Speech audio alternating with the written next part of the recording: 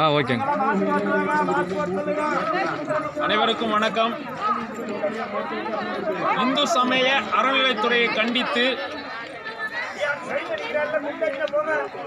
ஆலயம் முன்பு மக்கள் கூடியிருக்கும் நிலையை நம்ம பார்க்கலாம். இன்னைக்கு சாமி கும்பிட உள்ள அனுப்பிச்சா கொரோனா வந்துடும் அப்படின்னு சொல்லி இந்து சமய அறநிலைத்துறை அதிகாரிகள் சொல்லியிருக்கிறாங்க. அப்ப இதெல்லாம் என்னன்னு தெரிஞ்சுக்கணும். முதல்ல இந்த கட்டுப்பாடோட சாமியை வழிபட அனுமதிக்கலாம். பல ஊர்ல இருந்து குழந்தை குட்டிகளோட வயசானவங்களும் பல செலவு பண்ணி இங்க வந்திருக்கிறாங்க. ஆனா இந்த அமாவாசைக்கு மட்டும் எப்படி கொரோனா வரும் அப்படின்னு சொல்லி ஒரு கேள்வி இருக்கு இல்லையா? அப்ப என்ன பண்ணணும்? அதிகாரிகள் இந்த நாளுக்கு பொதுமக்கள் யாரும் இங்கு வர வேண்டாம் அப்படின்னு அறிக்கை கொடுக்கணும். வெளியூர்ல இருந்து வர்றாங்க, பக்கத்தூர்ல இருந்து வர்றாங்க, எல்லா பக்கம் இருந்து வர்றாங்க. இந்த கேட்ல சாமி கும்பிடுறது உள்ள போய் சாமி கும்பிடுறதுல என்ன வித்தியாசம்? அதிகாரிகள் தங்களுடைய விண்ணப்பத்துக்கு ஏற்ற மாதிரி அவங்களுக்கு ஏற்ற மாதிரி முடிவு பண்றதில்ல. ஆலயம் பொதுமக்களுக்காகவும் வழிபாட்டு தலங்களுக்கு இருக்கிற கூட அதிகாரம் வேறு. ஏன் இதெல்லாம் இத்தனை பேர் இருந்து ஏன் கேட்க மாட்டேங்கிறீங்க? இந்த ஊர்ல இருக்கிறவங்க கேட்கணும், வர்றவங்க கேட்கணும். ஏன் கேட்கறது இல்லை? அப்ப இங்க நின்னா கொரோனா வராதா? ஒட்டுமொத்தமா எங்கேயும் வேணான்னு சொல்லி போர்டு போடலாமே. அதிகாரிங்க ஏன் போடல? அதனால இது மிக மோசமான, கண்டிக்கத்தக்கது. அரசாங்கம் இதை நேரடியாக பார்க்கணும். ஒரு காலகட்டம் இருக்கு, ஒரு விசேஷ காலம் இருக்குன்னா வரக்கூடாதுன்னு சொன்னா யாரையும் வரக்கூடாதுன்னு பேப்பர்லயோ இந்த பிளக்ஸ் போர்ட்லயோ அறிக்கை கொடுங்க.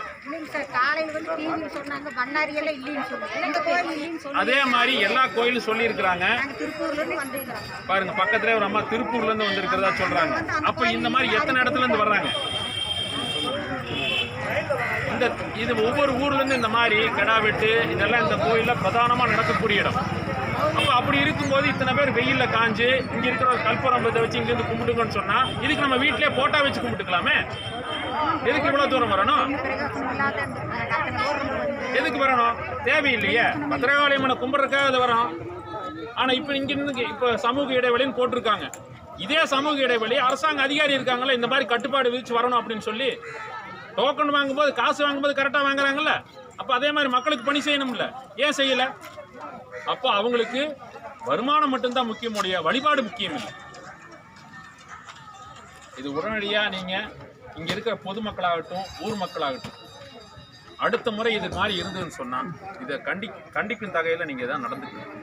இல்லைன்னா நாம இருக்கிற இடத்துல வழிபாடு நடத்தக்கூடிய தகுதி இல்லாம போயிடும். அதனால அந்த வேலையை செய்யுங்க. நான் இங்கே காலையிலேருந்து வந்து பார்த்தேன் என்ன பண்ணுறாங்கன்னு சொல்லி. ஆனால் அது சரியான முறை இல்லை. இந்த முறைப்படுத்தணும். இல்லைன்னா அரசாங்கம் முழுமையை இன்னொரு 3 மாதம் சாமி கும்பிட்றதுக்கு இல்லை அப்படின்னு சொல்லி அறிவிக்கணும். இது விசேஷ காலங்களை மட்டும் அடைச்சி வச்சுட்டு மற்ற காலங்களில் திறந்து வைக்கிறது தான். விசேஷ காலங்களை திறக்கிறது இல்லைன்னு சொல்லி முடிவு பண்ணணும். இந்த லைன் நின்று தான் பத்திரகாளி கும்பிடணும் இல்லை, நம்ம எங்கே வேணாலும் கும்பிடலாம். எங்கும் நிறைந்த பரம்பொருளவர் கும்பிடலாம் எல்லாமே. ஆனா இது ஒரு அடக்குமுறையா இருக்கு. அதை சரிப்படுத்தணும். அதை யார் சரிப்படுத்தணும்? பொதுமக்களாய் நாம தான் சரிப்படுத்தணும். பொதுமக்களுக்கு தான் ஆலயமும் அதிகாரிகளும், அதிகாரிகளுக்கு பொதுமக்கள் கிடையாது. அதை முதல்ல தெரிஞ்சுக்கணும். உடனடியாக இதற்கு ஒரு தீர்வு இந்து சமய அறநிலைத்துறை தெரிவிக்கணும். யுத்த ஆலயங்களை விட்டு இந்து சமய அறநிலைத்துறை வெளியே போகணும். இந்தியர்களுடைய மிகப்பெரிய போராட்டமே அதுதான். வருமானத்திற்காகவே இருக்கக்கூடிய அதிகாரிகள், வழிபாட்டுக்கு இல்லாத அதிகாரிகள் நமக்கு தேவையில்லை. ஆகையால் பொதுமக்கள் முடிவு செய்யணும்னு சொல்லி வேண்டி விரும்பி கேட்டுக்கிறோம். நன்றி. பாரத் மாதா கே, பாரத் மாதா கே, பாரத் மாதா கே ஜெய்.